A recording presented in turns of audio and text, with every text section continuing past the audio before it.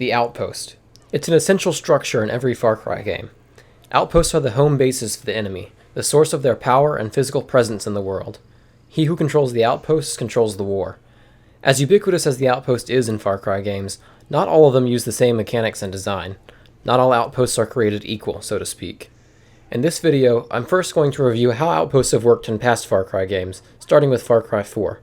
I'm choosing that game as my starting point because, while Far Cry 3 was the first truly mainstream and popular Far Cry game, Far Cry 4 had pretty much the exact same system, but with a few extra features, so it can rightly be seen as the beginning of the modern era for outposts in Far Cry. Once I've completed a thorough overview of all the aspects of past outpost systems, I'll construct what I believe is the best possible outpost system for Far Cry 6. Note that this will be highly theoretical and based purely on my own ideas, because we have literally zero information from the developers themselves on how outposts will work in Far Cry 6. But, because of the recently announced delay of this next entry until the next fiscal year, they now have plenty of time to work on an innovative and satisfying outpost system, and here at Stone Age Productions, we have plenty of time to speculate on it. So let's get started. Far Cry 4's outpost system was simple yet brilliant. There were 24 outposts spread across the map. Each one had an ostensible purpose for the Royal Army or Royal Guard, and the troops stationed in them had roles according to that purpose. For example, there were several outposts in southern Kyrat designed to help catch and train animals for Nor's Shanath Arena.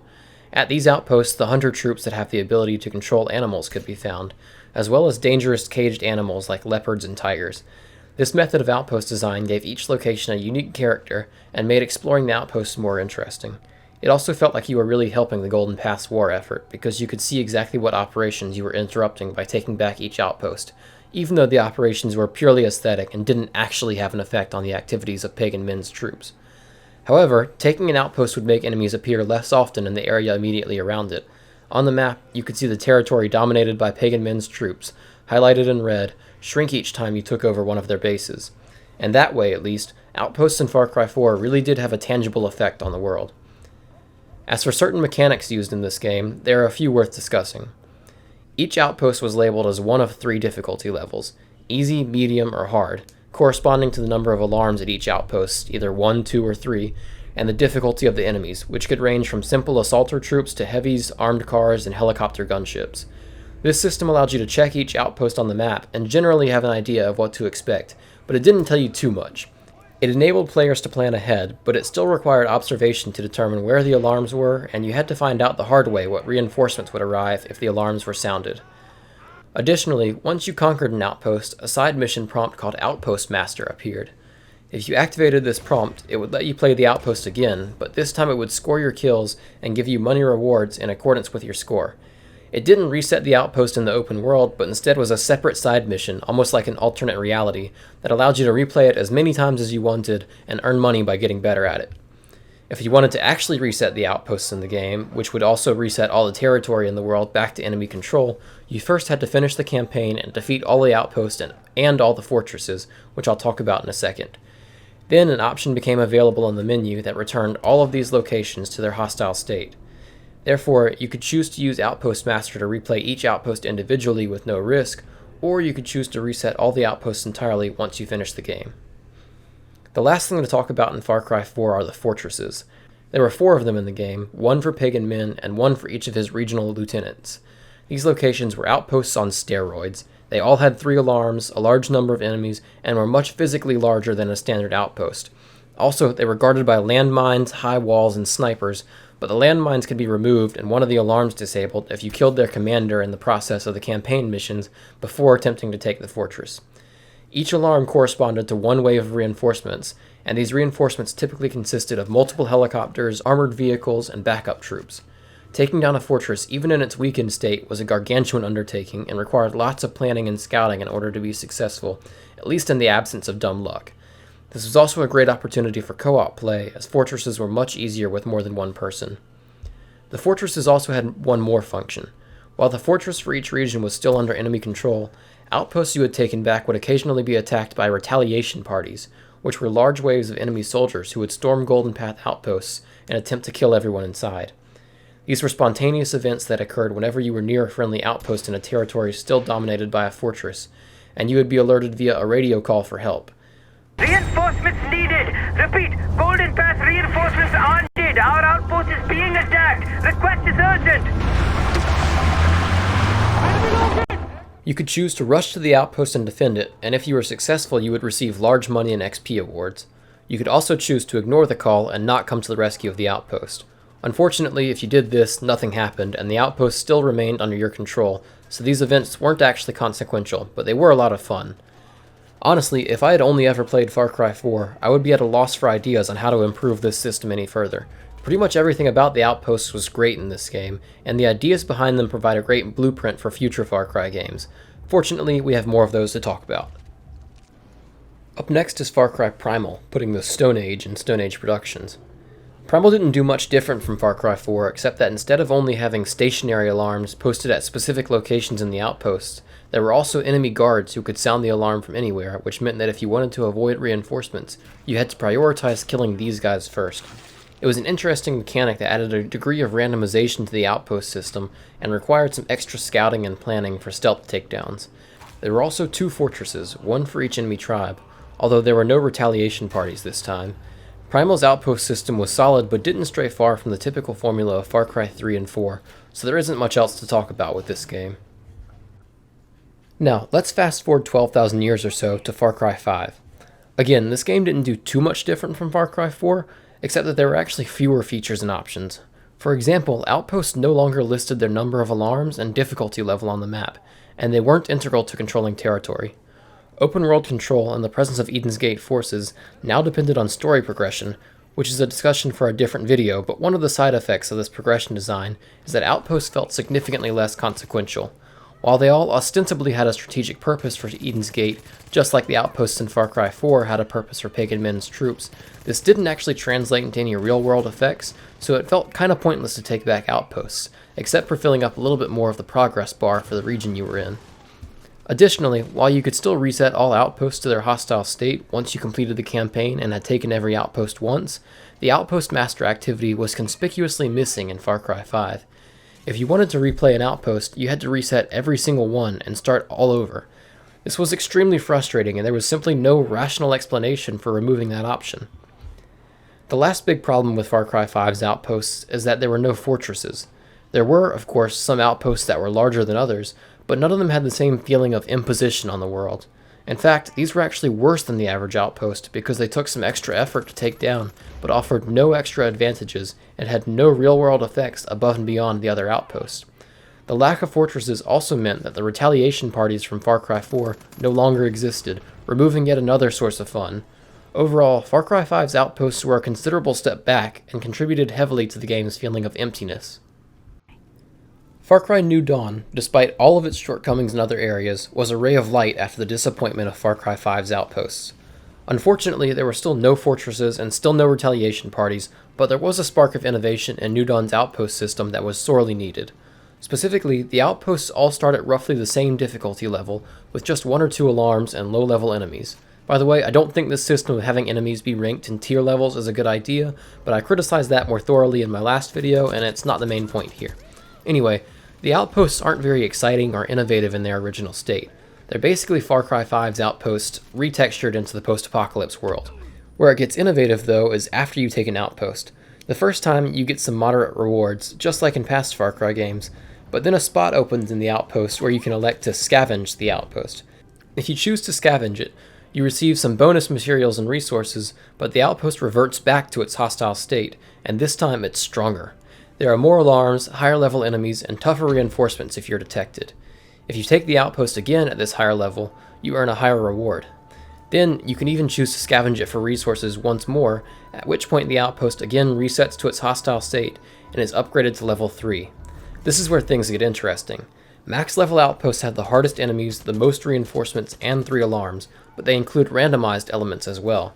The alarms aren't always in the same place. Enemies aren't always the same and don't always guard the same locations in the outpost.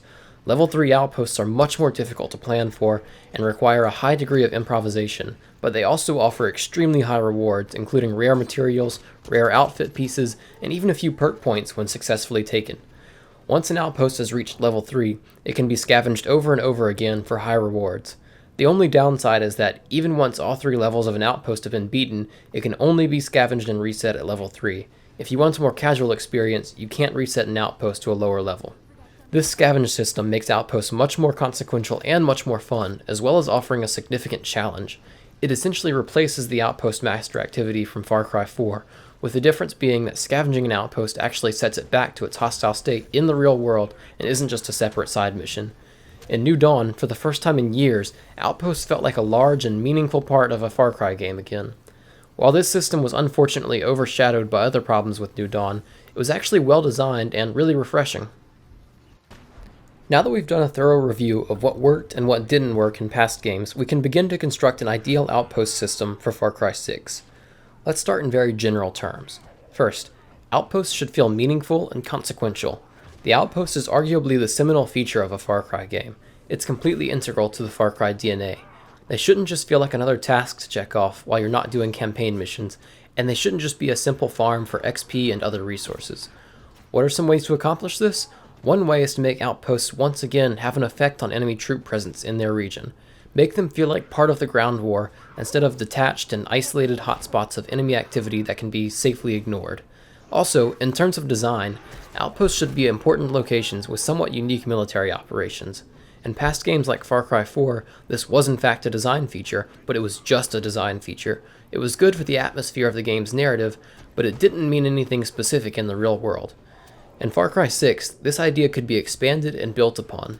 For example, if one outpost is a prison camp where Anton Castillo's forces keep political distance and force them to do hard labor, then perhaps after taking back the location, there would be fewer spontaneous hostage rescue events and a visible increase in resistance propaganda in the surrounding region. That's just one idea, and it's easy to think of many more directions the developers could take this aspect of the outposts if they're creative enough to do it. The next lesson for Far Cry 6 Outposts is that fortresses should return, and they should be bigger and better than ever. With the advent of next-gen consoles and increasingly powerful PCs, the platforms running Far Cry 6 should be more than capable of handling a greatly increased number of AI enemies over past Far Cry entries. Fortresses could be double or even triple the size of those in Far Cry 4. The risks should be large, the rewards even larger, and they should explicitly promote cooperating with other players online to take down these mega outposts. Just like Far Cry 4, there should be an in-game co-op matchmaking system for players who don't have friends that play Far Cry 6, but this time around, it's finally time to increase the maximum number of co-op players to 4 instead of just 2. This may also require adaptive enemy difficulty, such as more enemies spawning in the world when more online players are present, but again, Ubisoft has the resources to make this happen, and the new platforms are certainly able to support it. Now, let's get into how outpost progression should work. Essentially, the system should be ripped straight from Far Cry New Dawn with a few slight tweaks.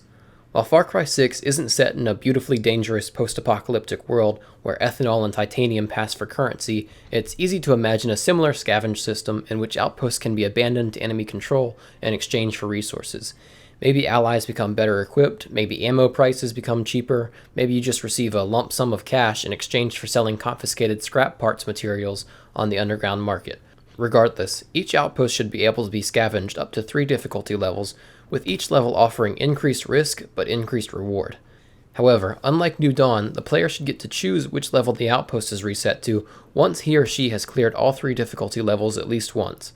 Scavenging to lower levels should provide very low rewards, while scavenging at the maximum level should still provide full rewards. This way, the player gets to choose the experience, but outposts can't be used as a cheap and easy farm for resources at the expense of making actual progress. This system is ideal to replace Outpost Master from Far Cry 4 without entirely removing the option to replay individual outposts like Far Cry 5 did. Additionally, retaliation parties should return. Like Far Cry 4, whether they occur should be dependent on the status of the fortress in the region. However, since fortresses are much more difficult in my construction of an ideal outpost system, retaliation party events should be that much rarer. But this means they also have to be consequential. If you ignore a retaliation party, the outposted attacks reverts back to hostile control at the next higher difficulty level, but you don't gain any of the scavenge reward that you would have gotten if you chose to abandon the outpost yourself. This should incentivize players to actually pay attention and care about retaliation parties. To avoid being annoying, though, the rewards should be extremely high for successfully defending against a capture party, even higher than the rewards for scavenging the outpost. Once an outpost has been defeated at its highest difficulty level, it should no longer be subject to retaliation party attacks, regardless of the status of the fortress in the region, unless it is scavenged back down to a lower level by the player, in which case it can be attacked again. Lastly, there should be a menu option for all outposts and fortresses to be reset to their lowest level once they have all been completely defeated and the campaign is finished. This would technically already be possible with the scavenge system, but having this menu option would make it simpler and more convenient.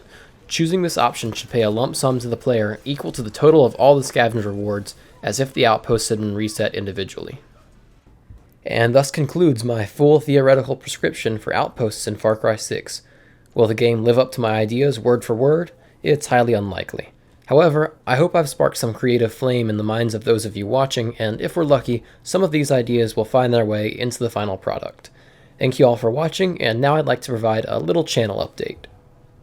So first I want to thank everybody who subscribed to the channel and who gave positive feedback on my last video. I really appreciate it. I also enjoyed interacting with people in the comments. There were a lot of people who commented their thoughts and opinions and stuff, and I enjoyed talking to those people a lot. So keep doing that. I'm happy to discuss with anybody what their thoughts are on this video or any future ones. Also, now that Far Cry 6 has been delayed, I will be making videos on other games interspersed with Far Cry content. If you go back and look on this channel, I've done plenty of other games. In particular, I like Titanfall and Need for Speed. There'll probably be a few more of those. You know, I don't want to exhaust all my Far Cry content before Far Cry 6 comes out. And not all videos will be the same format. There will be, you know, less formal ones. It won't just be discussion and, you know, like this one. It'll be, you know, all different types. We're going to get creative with it. And there won't be an upload schedule either. You know, I have a life outside of this. This is just a little hobby of mine. So I think that's better in the long run, though. I will only put out high-quality videos. I'm not going to rush anything just to meet a self-imposed deadline. And also, I'm open to suggestions and requests and stuff, so let me know what you want to see. Again, thank you all for watching. Thank you all for the recent growth, and I'll see you next time.